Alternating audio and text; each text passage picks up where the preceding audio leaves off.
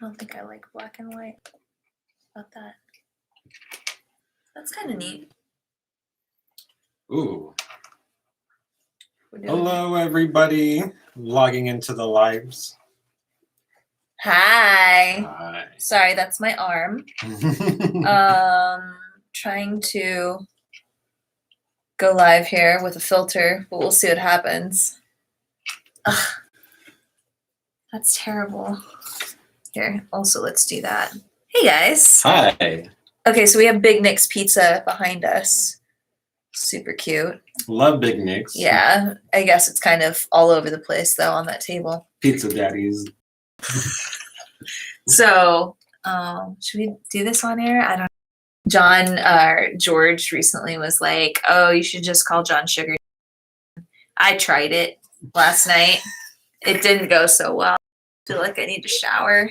Oh my goodness. Yeah, I don't know. I was like, I don't know about this. Wow. That one looks lit. It doesn't it? I know, literally. But I can't go live. Why can I not go live? Oh. This is really annoying.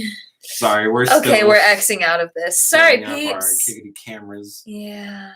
Trying to get everybody in the picture. Yeah, because there. Haha, checking connection. Sorry, that was a lot. How are you? How are things? Hi, everybody.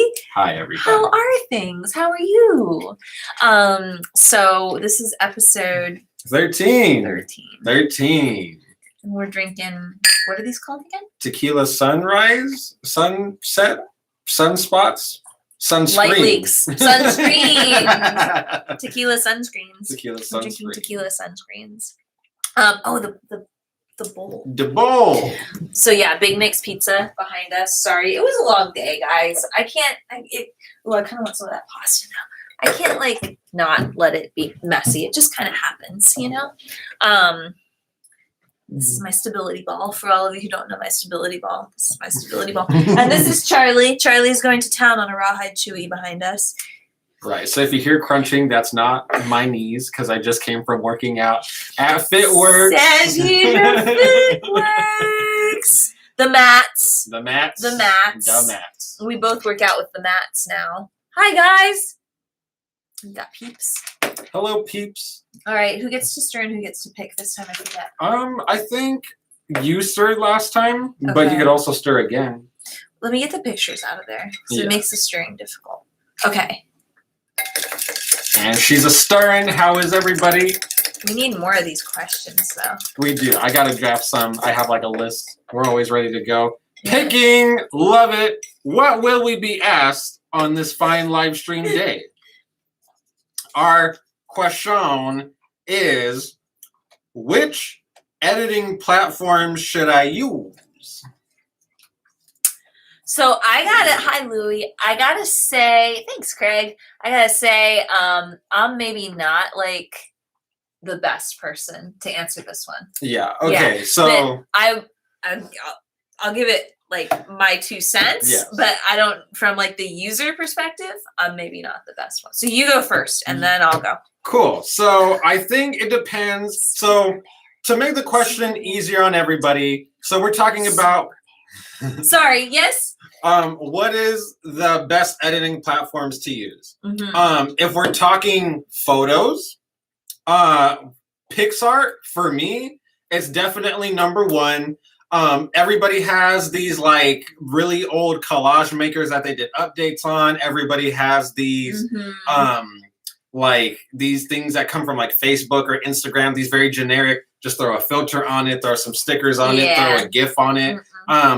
I think those are kind of childish. You know what I mean? I think those are good for beginners. I don't necessarily think those are for people really doing it big, but they just kind of want something cute in a pinch without having Instagram and Facebook will never be sponsoring us. Yeah. But so PixArt. If nobody's tried PixArt before, that's PICSART. Phenomenal app. Mm-hmm. I edit all my pictures on it.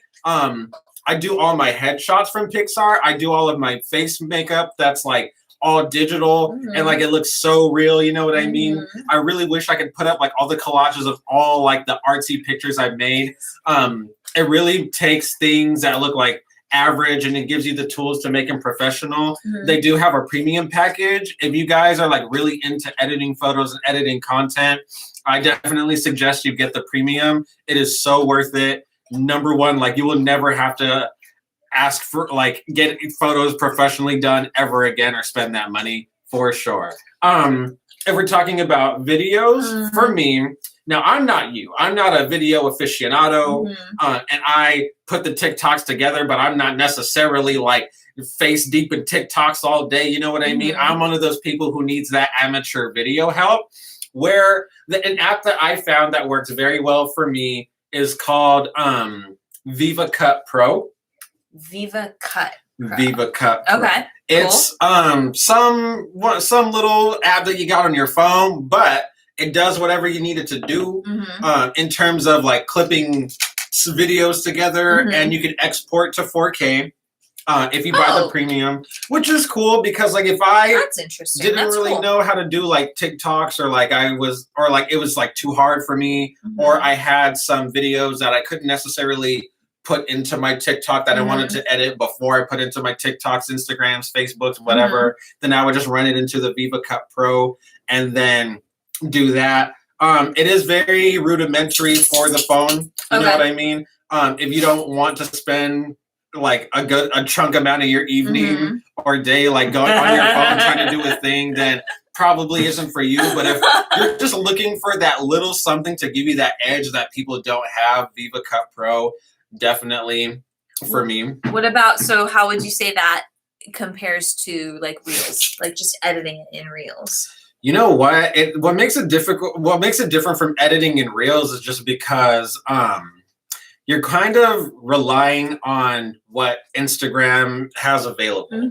And same thing with TikTok. Like you're largely relying on what TikTok has available. Yeah, that's true. So it's dependent on the platform, where Viva Cut Pro, you can just everything and upload it into the app. Okay. For sure. And like, you know, another thing that I think about all the time when I watch Instagram videos, TikToks, and Reels is because the audio that people make for all those viral challenges and things like that is basically reposted and like copied into your thing. So you can't edit the video that you're trying to like make your challenge to. You know what I mean? That's like true. all the audio from the challenges, those are just copied audios. Those are not like you could find it. Well, like you can find the original audio somewhere and then like chop it. But for the most part, like what makes the challenges is like you're really using everybody's copied audio. Yeah. And for going back to what I'm saying about like you're relying on what's already made for you. If you're not going to take the time to like find the sound bites, find the clips, like match it, you know what I mean? Like these TikToks are only like 15 seconds long. You know, like let's not pretend you're going to find a 4-minute song, cut 8 seconds out of it and make a video when somebody already did it. You know what I mean? Like, don't reinvent the wheel. And so that's just like pertaining to her question, how I feel about it. But Maddie B is with us. Maddie B just trained Chris today. He's gonna train me tomorrow, really early in the morning. Man, hit up San Pedro if it works, because they're the shiznit. Thank you, Matt. My arms are tingling, and soon my liver will be as well. Yay! Cheers to that. I like those Recs though; those are really good. And I'm gonna check, especially the Viva Cut Pro out, because I don't really know very many you know, I don't know what you want to call them, but like user-friendly editing apps. So my pick for video, my pick for photo first would be Snapseed. Snapseed. I've never heard of Snapseed. Snapseed. Like a seed that you plant in the water and then it grows into. Anyway, you know what a seed is. But I like it a lot because of the versatility. It has good filters. We actually used it to put the filter on the photo that we put up on YouTube tonight. Oh, you use Snapseed. Yeah, it was just, and I felt like it's nice. It's not like, so the filters that they have on there they've got some really fun ones, but for the most part they look still pretty natural, which I like. But the capabilities within the app are really pretty intense. I mean, it's comparable to like Lightroom on the phone, which makes me excited. I tend to like the more complicated apps and programs, but it's also because that's the world I come from. So I like to have a little bit more control, which means everything's going to be a little bit more expansive. My go-to, the one that I'm in every day for video editing is Adobe Premiere Pro every day. I started out in Final Cut when I was a teeny tyke, and then I moved into Premiere when it kind of took over. So the thing I would say about Premiere is that they do have, first of all, it's a professional editing software, so you're going to pay for it. They don't sell it in the suites anymore, but they sell the Adobe suite as a monthly subscription. So you get it for like $50 a month and you get access to the suite. But within that, you also get a phone app. So you get Adobe Premiere on the phone. And it's what Chris was saying, that, you can upload whatever music you want, and then you have a separate audio and music track, and it's non-destructive, which means that it doesn't destroy, right? It doesn't actually edit the original file. So you're obviously keeping what you originally shot. But it just, Adobe in and of itself, or Premiere in and of itself, is, because of what it is, it has many more capabilities. Yeah, and what I will also say is all the Adobe apps are, like a large amount of them, like a good 75% are available for mobile. Mm-hmm. So any Adobe-based editing app, whether it's for video or photos, like she was saying, Lightroom, Adobe Lightroom, super popular with people. Mm-hmm. The Adobe Photoshop Lite, Lite, is available on your phone. You know what I mean? So if you're photoshopping on the go on your phone, that's what they got for you. Mm-hmm. And things of that nature. So really just kind of like find out what's popular and find out what people are on. Obviously, there are millions and millions and millions of ones, but I always check the reviews. I always check the stars. I always check if something's not in the upwards of 50 million, then I'm just kind of like, The other one I would say we didn't cover is graphics editing. I think we use two different ones. So you're a Canva fan and I'm a Spark fan. Yeah. I think we both use them a little bit interchangeably, but you're primarily Canva and I'm primarily Spark. Why would you say you're primarily Canva? I'm primarily Canva because Canva has really good templates. I also have a Adobe Spark account, also available mobile. Just like Erin does, I use it for a lot of my more editorial pieces of content. But in terms of my like everyday little stuff, I'm for sure a Canva person, just because Canva has like a very good user-friendly base. They made a huge amount of updates just last year. Oh, okay, cool. You know what I mean? They're updating it frequently to give people like everything they need.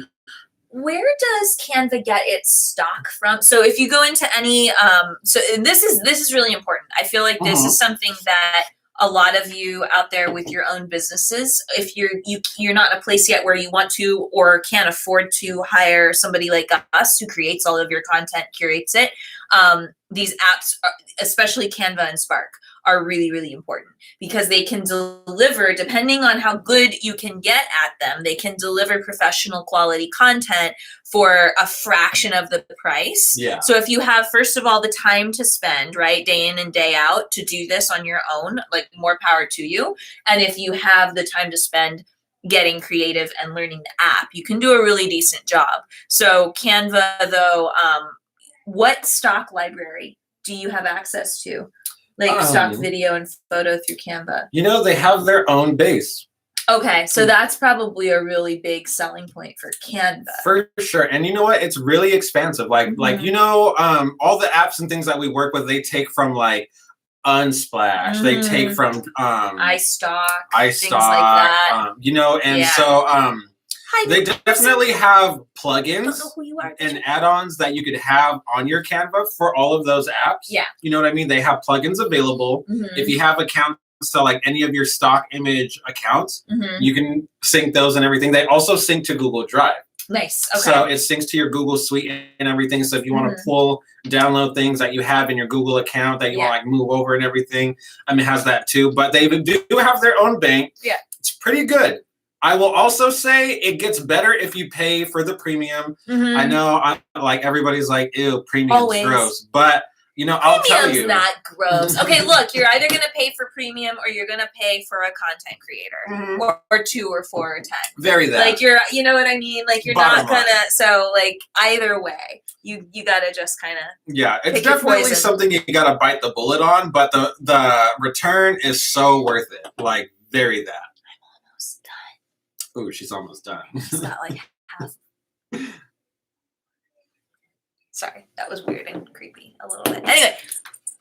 And so, so that's my favorite content making app designing thing. And you're a Sparker, yes? I'm a Sparker. She's a Sparker. I'm Sparky. Hi, new person. Oh wow, God, I'm just like destroying this setup tonight. This is really sad. I like cameras. So I like Spark because it has, like you said, with Canva, Spark also has really nice templates. Yes. And they're well thought out. And I think from an artistic perspective, like the color theory behind them and things like that, the things that they present you're like, oh yeah, cool, I could do that. But I feel like it also allows you to just kind of completely destroy it and then come right back to it. So I feel like there's a good margin of error and like margin for playing within Spark. And I like that you can create things that are completely different looking off of that same template. Yeah. And it's not really identifiable as like, oh, I got this off Spark. Hi, Leslie. Leslie Smith is a friend that we met through the Long Beach Chamber of Commerce. We're both members now. Shout out. Chamber. But Leslie and Chris and I are going to be on a marketing panel with the Long Beach Chamber on the 31st of March in the morning. Yeah, it's going to be really fun. And we kind of all knew each other, but we kind of didn't also. So, hi. Leslie says she's a Canva fan. So, oh, yeah. One more point for Chris. Yeah. But we're all going to be on this marketing panel, and I don't think they're going to tell us the questions ahead of time, so I think we're just going to like wing it. But we're so excited because I think the three of us, right, like we all kind of overlap a little bit, but we're all also in our own different sectors, our own different niches, so it's going to be really fun to like hear from everybody. I'm really excited for that. I as well. Very, very excited. But Spark, I think Spark also has like, so it's also got access to Unsplash for sure, and I think it sources a little bit from iStock. Beyond that, I don't really know if it has its own proprietary thing or not. What is the one that starts with a P that's like everywhere? Pixels? Yeah, Pixels too. Yeah. Pixels is another stock app, but there's another one. It's like Photo something. Everything ends in like Lee nowadays. Yeah. Oh, I don't know. You know exactly what I'm talking about, right? The one that starts with the P. Yeah, I do. I do. I extend yoga. Totally. Anyway, moving on. Because I don't know. I kind of wanted to go over this thing that Chris sent me the other day. Yeah. Chris is always sending me cool shit, and then like I look at some of it and don't look at all of it. Sorry. But this is one of the ones that I looked at, and it's very cool. So this is from, who is this from? Social Media Today? Social Media Today. By the way, before I get started, I want everybody to know if you want like a really good source of like social media based research and like stats and things like that, Social Media Today is one of my number ones. I like, it's my job, so I follow like 7, but like Social Media Today is one of those ones they always come out with things that I'm like number 1, high priority, always open their emails. You know what I mean? Yeah. Social Media Today, check it out. Sponsor me. No. I mean, that too. They sent out an article called 8 Types of Video Content Every Business Needs to Create. So since we're on the editing question tonight, the first one they have is explainer videos. This would be like a brand video or any type of tutorial, really. This would be like my number 1 pick as well. Yeah. I feel like this is something that's kind of going crazy right now. This and like how-to videos, which they also, I think how-to videos would fit under their second one, product demo videos. Yeah. Or they have one further down that's like a BTS, like a behind the scenes video, which is also, that fits completely in the social media kind of the mission of social media, right? Like pulling back the veil, showing people who you are, really, like who your business is really, what your business is really, what it's all about, telling the story. Do you want to keep going? Yeah. And then there's testimonial videos. Now, testimonial videos are what we in the social media world like to call, in the marketing world in general, we like to call them UGCs, user generated content. You know, these are the reviews, these are the people talking about, these are those people drinking they fit teas, trying on their workout clothes, eating these brand new food products, trying on these makeups and everything that just comes out in the PR kits. And those are also like really big because you don't got to make those. All you got to do is repost them and share them. And what you do when you do that is you build a community around a subject, around your product, around your brand. And it really kind of like niches you into something with a bunch of other people and like builds that support that you're looking for when you're doing product launches, when you want people to be on top of something, when you're trying to bring out something new to the market and like really penetrate a industry. You said penetrate. Sorry. So the one thing that's cool about social media today, though, is they give you both perspectives. They give you kind of the, this is why it's so interesting or this is why it's so valuable, but they also give you a reason, like a problem, right? So one of the problems that I would think of for behind the scenes video, or I'm sorry, for that's the next one, behind the scenes, but for the testimonial videos is that it's kind of hard to get them. It's kind of hard to have access to them, right? So that's just one of those things, like also, before you jump into any type of campaign and creating any kind of content, not just video, but especially video because it's so expensive, is kind of thinking, okay, like before I set all my sights on this, how achievable is it? Because you can use a mixture of these different types of things, or these different types of videos to get what you need, right? To get results. So behind the scenes videos, we already talked about that. Company culture videos.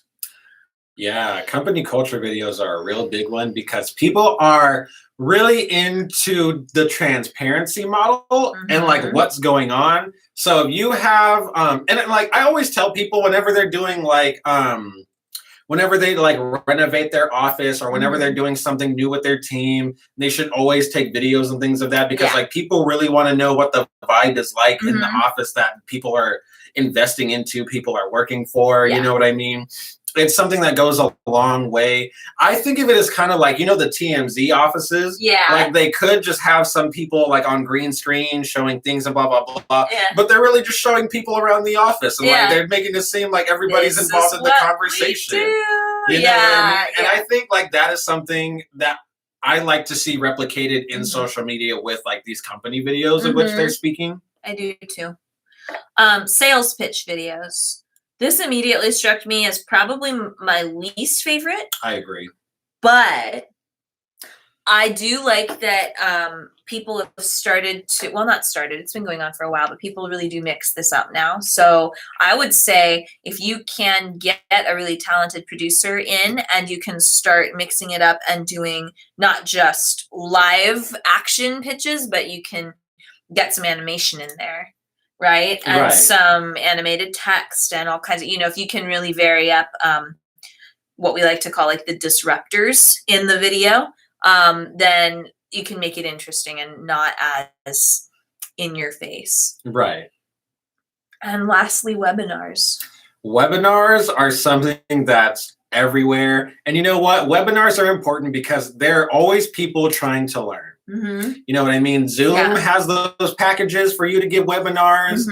They're always having things exclusive to like creators, exclusive to students. They're always having deals. Any opportunity a business will give you to learn, people will take it, and they should. You know what I mean? And it's just a great way to build an en masse clientele or like an en masse community of listeners without having to like really put in all that money to market into like all of these people over a series of months. Like you could just be like, you know what? We're having a webinar. Anybody who can come can come. and listen to what we have to say. And then what you do is you got to trap them. You got to give them like their lead capture forms in order to join. And then you got to give them the link. You know what I mean? And then you're going to amass like 100 emails or whatever just to get into this webinar. And then you got to spam them with, you know.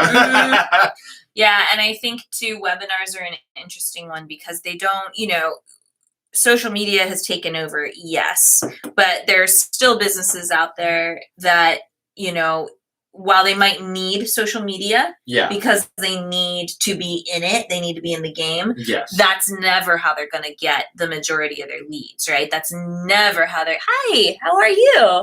That's never how they're going to get the majority of their business is straight through social media. But webinars can be a really useful tool for people like that because it goes straight to the inbox of, let's say, an older person or a demographic that's not necessarily on social media.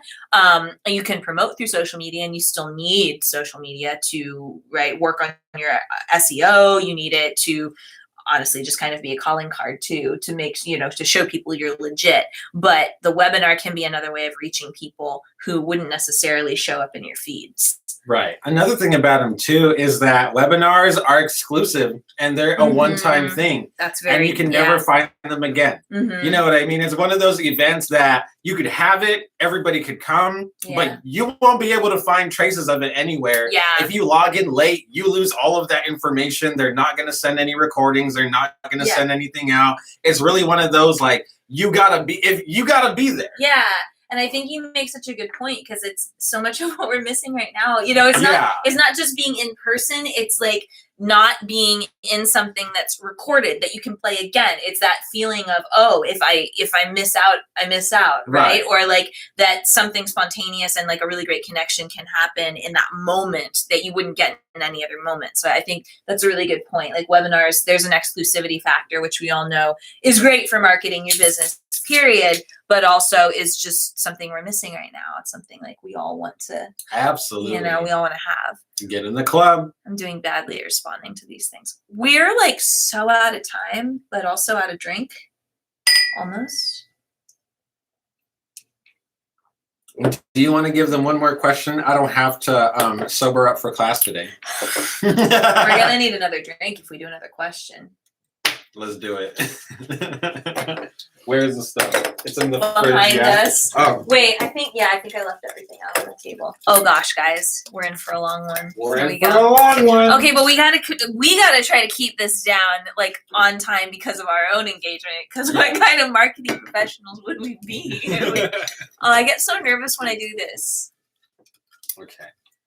Which one calls to you? Wait, I can't see right now. So okay, there we go.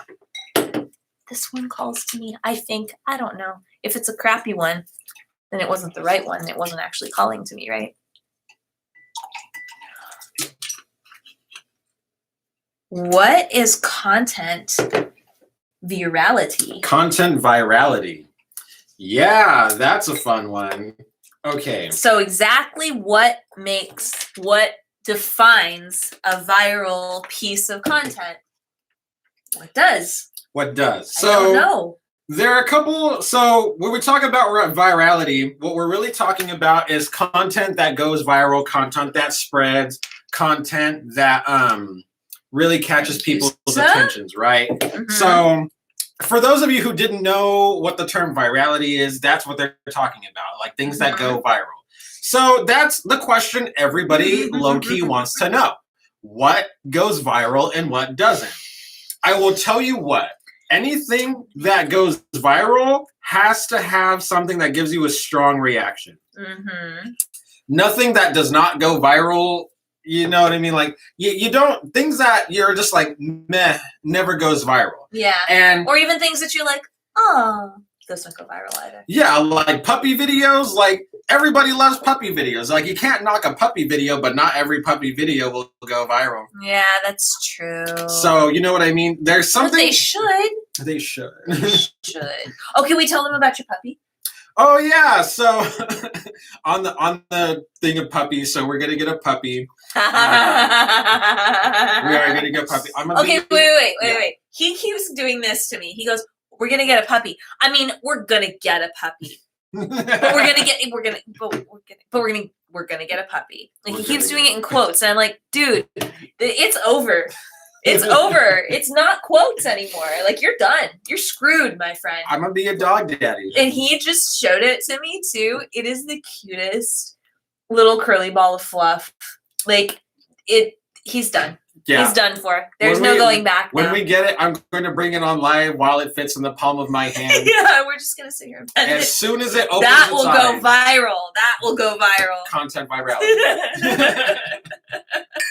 Okay, I interrupted you. So, back to the subject of like viral stuff, right? Number one, it has to make you feel a little bit more than everything else makes you feel. Mm-hmm. Number two, you have to want to share it. It can't just be something that you'll like scroll through and be like, yeah, this is cute, and then like not want to share. Mm-hmm. Another element is that sometimes viral stuff just makes you mad. It gets you incensed. You're sitting there like, what the hell is this? What the hell did I just watch? Can somebody explain? You know what I mean?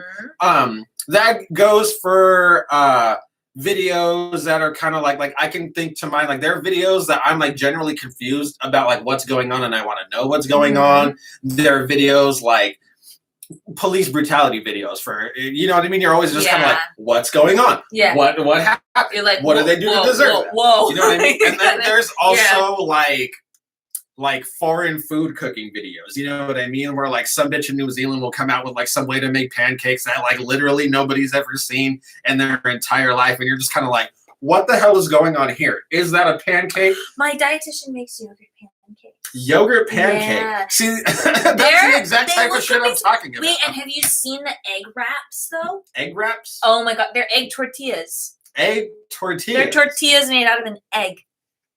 What? And yes, that's what I did. And they're seriously flexible enough though that you can make like they're like tortillas. They don't break. Swear to God. Just saying. So we're all learning things today. So. Okay, sorry, that's completely off topic. It wasn't completely off topic, okay? Yeah, so you know what I mean? Like virality has to deal with something that is unique. It's something that makes you feel something that you've never felt about a video before, and something that like really gets you out of your senses. You know what I mean? Really catches you off guard, something you didn't expect to see today.